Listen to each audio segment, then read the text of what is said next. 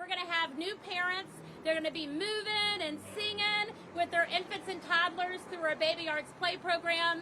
We're going to be partnering with Chanel, our good friend, fine arts coordinator in the district, to bring teachers over here, and they're going to be working with artists like Femi and Amanda to be infusing the arts into education. We're going to have our high school seniors in here being matched with high school summer internships with our cultural organizations. So just very simply, more artists, more young people, and more opportunities. So the building will offer our two nonprofits 18,000 square feet to work with. Young Audiences and Code in Schools have a combined staff of 60 people who are going to be working out of here every day. And we also are going to share classroom space for our joint programming. In addition to that, some outdoor space for community events. And this home is going to be ready for us in the fall, right? Right, Southway? In the fall. All right. We're sticking to it. So, okay, Young Audiences has asked one of its artists, Amanda Pellerin, to involve everyone who is here in person to participate in commemorating this historic occasion. So there aren't any shovels today. Technically, this isn't a groundbreaking, but there will be some art making. And when Amanda and I spoke about how we wanted to use the arts today, we ultimately came to the word impression. And so I want you to think about that word impression. We chose the word because it has multiple meanings. It's something you can physically create, like impressing your hand into a mound of clay. An impression is also something that you can make on someone, or an impression is something that can be made on you in your life by other people and events.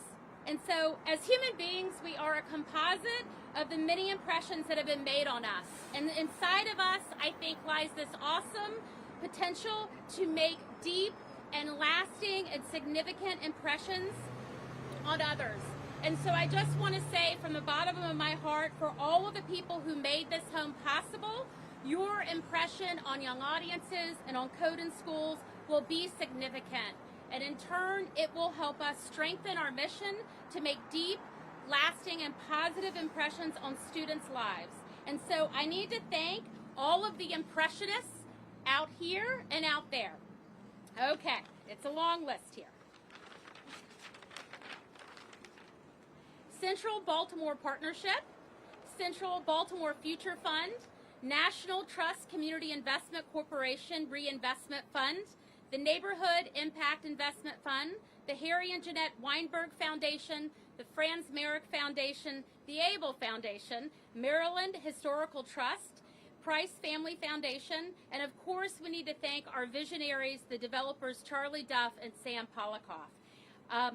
I also want to thank Southway Builders, Quinn Evans and Zigger Sneed, who are designing and building the home of our dreams. We also want to thank Hiro Amano from Open Range Video, who is capturing this moment and making sure that this groundbreaking can be attended by 100 people and that we're also safe, so many of them are virtual. And Himmelrich PR, who did an amazing job putting together this event. For Young Audiences, I personally want to acknowledge Sheila Alston, Michelle Cohen, Dave Holmes, I know he's here, and our board of directors and the Young Audiences staff who've been on this 3-year journey of due diligence while keeping us focused on showing up creatively for our kids during COVID. Now, Amanda's going to be joining us later so we can all make our impressions. But first, I want to welcome Gretchen LeGrand, the CEO of Code in Schools.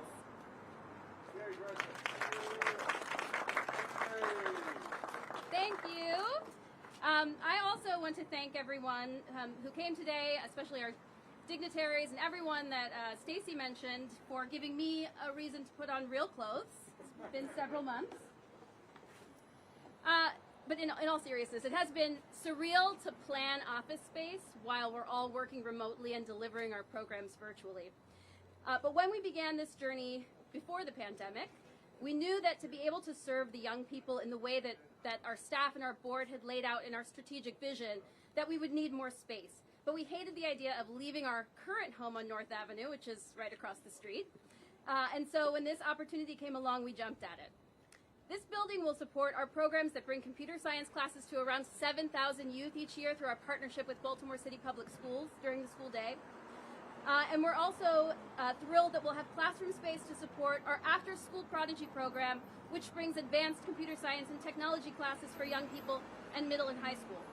This space will allow us to expand from offering 2 classes per semester to 8, and will allow us to add additional content areas such as advanced cybersecurity, digital forensics, and data science, as well as the addition of some new workforce development programs that we're really excited about.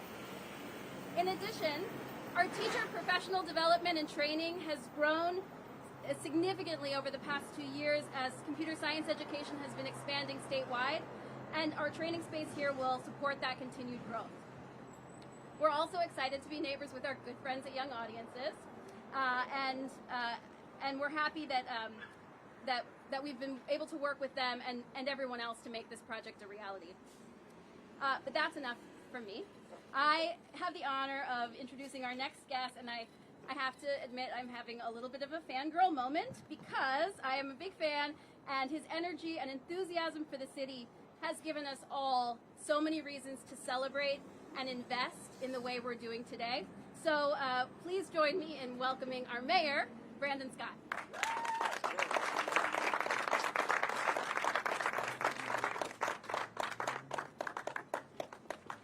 Thank you. Thank you, Gretchen, and good afternoon, everybody. And let me first just say the most important thing that I will say today, and that's thank you. Thank you to Young Audiences. Thank you to Code in Schools for keeping up with the tradition of Odell's. The tradition was, as my mom would say, as she went there and I didn't, obviously, that you'll know when you'll belong. That was the saying in Odell's. And what Young Audiences and Code in Schools and everybody involved in this project is doing is telling our young people that they belong. They belong expressing themselves in art. They belong coding, as I did, as a computer programming trade major at Maryville High School. They belong doing that in their city, along North Avenue, Councilman and Delegate, where we know that North Avenue is rising and that our young people will continue to rise from what many people have talked about as the darkest time in our city. So I am here today to say thank you. I am glad to join you today for this incredible event. We know that our young people in Baltimore and across the nation have been denied the proper access to arts and education resources for most of my lifetime. Organizations like Young Audiences have spent the last 70 years committed to correcting that. I'm going to say this again. Organizations like Young Audience has spent the last 70 years committed to transforming that reality that should no longer be true.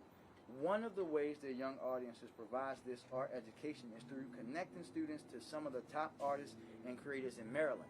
And also, let me also say, the first time that I saw Femi do spoken word, I was in high school. I won't hold that against him. But he has been awesome.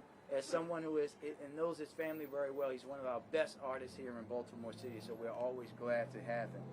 This model not only provides students with learning opportunities through the arts, but also much needed mentorship and support. Every kid needs that to live a better life. Research shows that participating in the arts helps with stress release, boosts confidence, problem solving, and helps our students perform better in math, language, arts, and other subjects, something that we all know that we need in our city.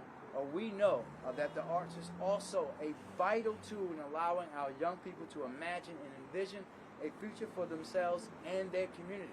We have to allow our young people to dream about what they want Baltimore to be for them. We can't dream for them. We can't impose what their dreams and what they believe the city should be. This is how we allow the beautiful minds of our young people. Because if you spend time with the young people in Baltimore like I do, you know that there is no short of vision, there's no short of creativity, there's no short of wanting Baltimore to be better. It's just our job to support them to allow that to come out. And I know that our residents will be inspired and empowered by this generation as we work through them to see a better Baltimore. Thank you again to every single person involved today. Thank you, Councilman Stokes, Delegate Ambry, Bishop Carter, and the entire community for always supporting this type of organization and work. And I look forward to seeing the work that we do through art and code in the future. Thank you.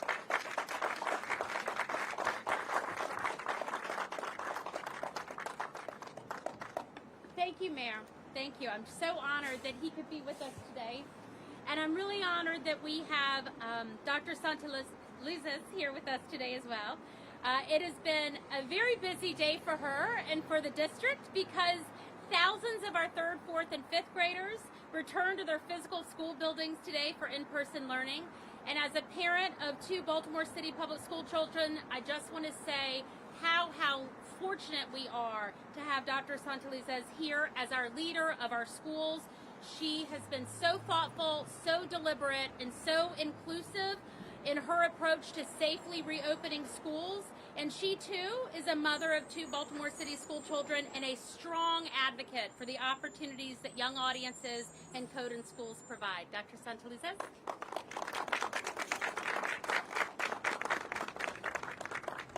Thank you so much, Stacy, and it is wonderful to be here today to celebrate. I said to the mayor, he pretty much said it all. And so I will just come and say that it is because of organizations like Young Audiences, organizations like Code in the Schools, that young people in Baltimore have the kind of enrichment opportunities that are going to allow our community to not only bounce back from the last year of challenge, but actually to move forward. We know that a lot of our young people's healing, their re-engagement, their belief in themselves, as the mayor said, having the space to dream again is really going to be connected to what's going to be happening in this building. And that a lot of that work is because of the dedication that we have from the partners like Young Audiences and Code in the Schools, who were committed long before this building, long before there was a pandemic, because they're committed to young people in Baltimore having the kinds of experiences that actually make school worth coming back to. As Stacy noted, I am the mother of 2 Baltimore City public school students, and I will tell you that sometimes going to school, the biggest draw is being able to go to a dance class, is being able to go to an art class, is being able to know that they can code, that they can actually get in and work with technology in real ways. And so that's part of why we focused on educating the whole child. And so I'm thrilled for what this means for our community. We're thrilled to partner. We're glad that we have the support not only of Mayor Scott, but really all of the community and elected leaders you see here today, as well as those who have said that young people in Baltimore City are worth this level of investment. The only thing you have to worry about is because North Avenue is just a step away, you may need to come here to find me once everything is finished. So I just want to say again, thank you so much for fabulous partnership, and thank you to the community for believing in our children enough to say that this is a worthwhile investment. Thank you.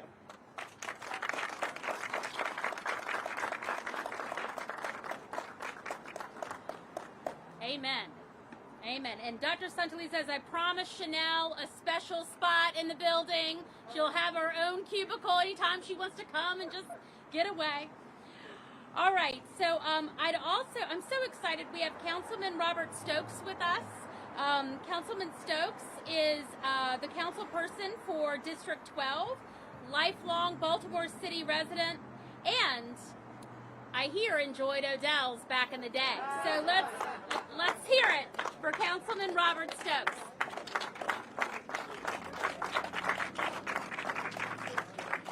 Well, what a great day. I just want to mention, I had great times in this place. We got out 2 o'clock in the morning. We stood out here. Our ears was ringing because the music was so loud, but it was a great place to go to.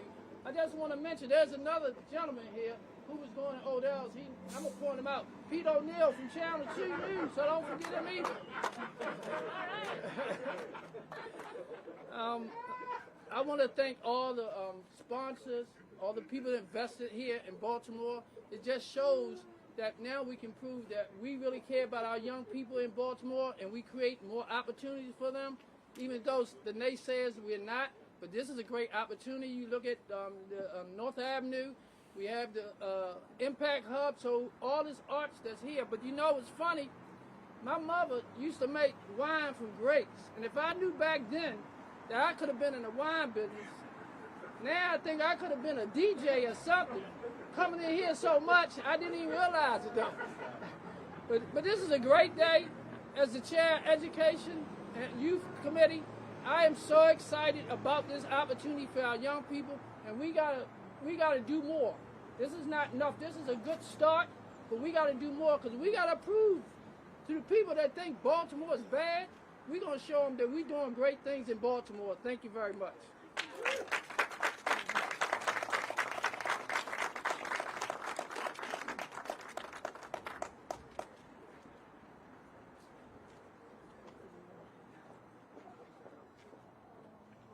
Almost missed my cue. Now we'd like to welcome Ellen James, who has been leading the work of Central Baltimore Partnership since 2015 and has not only been critical to the success of this project, but many other recent development projects and programs since 2015. Her passion is not just concerned with the physical space and buildings in Central Baltimore, but also in the lives and livelihood of its residents. Please join me in welcoming Ellen James.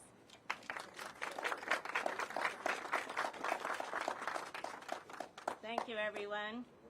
It's the biggest crowd I've been at for a while, and it feels fantastic. My organization, which is housed right across the street at the Center Theater, is a partnership of 120 plus active partners, all of whom working together to create a livable, inclusive community in the 11 neighborhoods that make up Central Baltimore. 3 of those neighborhoods are part of the Station North Arts District. One of those is Charles North, where we're standing now. We work together to improve every aspect of life in our neighborhoods, and one of the most important things we do is to reactivate, bring back to life significant buildings, whether they're row houses, and our partners have rehabbed over 250 row houses, or there are these iconic buildings, particularly along North Avenue. We have a constellation here, and this building is joining that amazing array. Just take a look around if you have any doubt about the bright future that Baltimore has. The Center Theater, now a center for nonprofits and for Johns Hopkins and MICA. The Lazarus Center, MICA's graduate school, formerly a warehouse. The Parkway, now an incredible, operating virtually, arts hub. The North Avenue Market, about to become even more wonderful than it is. Motor House, formerly a car showcase, now an arts hub. This building is adding to that amazing constellation. And it's also so joyful to me because it's focusing on an area that we can't do enough about, and that is to create a brighter present and a brighter future for our young people. We know that this center will not only work for those youth in the city, but with them. And that I think is equally important. I can't think of 2 organizations who can add more to that dual agenda. They could have gone to a simple building. Charlie could have taken a much easier project. They didn't. They saw the possibility. They persevered. It wasn't easy. I share offices with Charlie. I know how difficult it was. But here we are.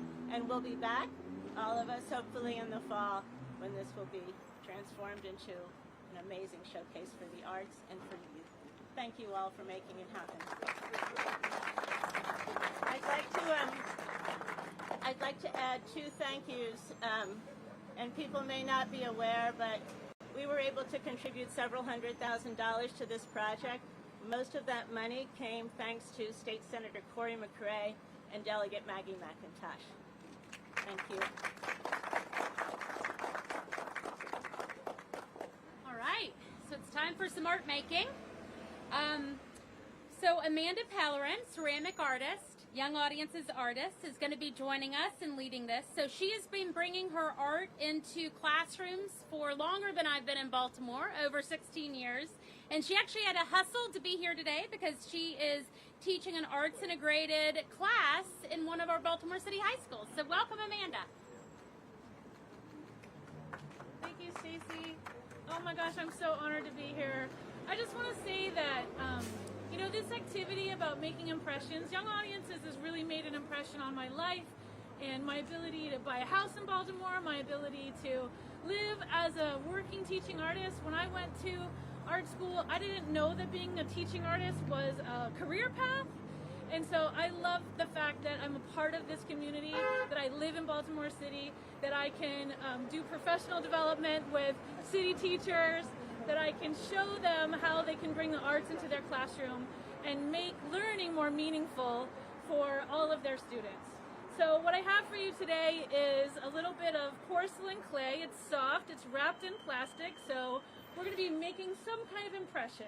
Maybe that's with your class ring, maybe that's with a small object that you brought with you. I see you. Maybe that's just with your fingers, maybe that's with a button. Maybe that's, you know, it's whatever that impression is. And so my vision for this is that these small pieces of clay that we make impressions in will become part of a larger art piece that will be installed in the building when we're able to, you know, be in there. So I love that you're warming up with your hands a little bit, and then on that smooth side you can go ahead and make your impression, right? I feel so honored to be a part of Young Audiences, and you know, I bet you guys can remember the name of the teacher that was like your teacher, right? Mine was Mrs. Sabrin. Mrs. Sabrin said to me when I was 15 years old, she said, "Amanda, you're going to take my clay class." And Mrs. Sabrin changed the direction of my life, right? And so Young Audiences has also done that for me, and I view myself as a clay ambassador, someone who can really share my passion for this material and for visual arts in our city and in our state.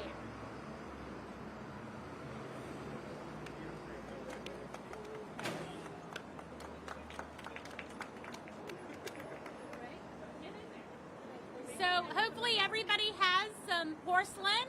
Anybody who's here, we want to invite you to make an impression. I see some people holding back. Lean into it. We want everybody who's here today to be a part of it. Also, I'd love to invite the mayor and Dr. Santelises to come up and do your impression up here so we can see it for the camera. I'm grabbing my impression, my thing for my impression.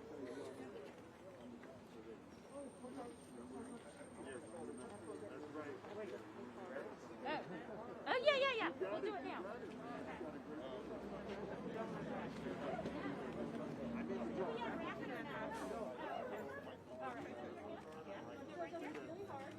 How hard is this?